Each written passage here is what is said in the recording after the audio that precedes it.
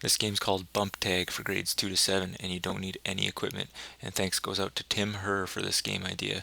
Tim is actually a substitute who was in for me, and he's a former phys ed teacher, and he showed my students this game. They really loved it. Now it's their new favorite game. So here's Bump Tag, and thanks, Tim.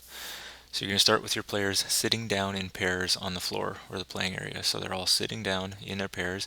You're going to start with one pair, split them up, and have one player as the chaser and one player as a fleer. So it's a tag game. You have a tagger and somebody who's running. And when the game starts, that chaser is going to chase the fleer. If at any point the chaser tags the fleer, well, then they switch roles. So very simply now we have a new chaser, and that player is now the fleer who's going to be running away. Now the fleer's job is to try and bump players. So what I mean by that is that fleer is running away from the tagger and has sat down beside that one player. So then the opposite player is bumped out of that because there can only be two people sitting down. So that player has been bumped away and is now the fleer.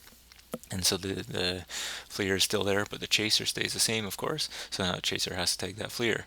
And that student was fast enough, or that player was fast enough to get to over there and bump somebody else out. So there we have another new fleer, and the chaser still stays the same. So the chaser's got to tag somebody in order to become a fleer.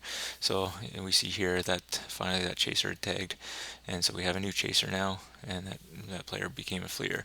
And so the game continues on and on like that. So they're running around, and although you'd think from this video that it looks like a lot of people are sitting at the same time, don't worry about that. They actually run a lot, and I'll explain in a second here.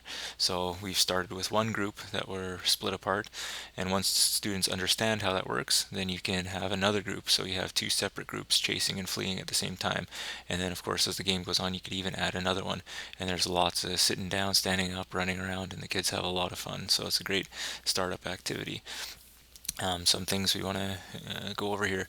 Just like I was saying, you start with one chaser and fleer while explaining.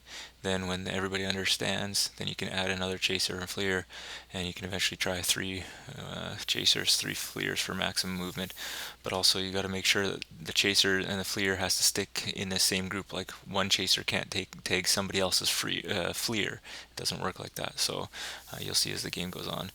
And here's some things. The fleers sometimes run and run and run, so they just keep going and going and going, and they don't actually sit down or bump anyone. So if that happens, just give them a 10-second count to sit down. Or if there's an odd number of players, you can either play as the teacher and so make it an even number, or you can just have one player who's just a single player instead of a pair, and just if anybody sits beside that single player has to get up. And that's it for bump tag.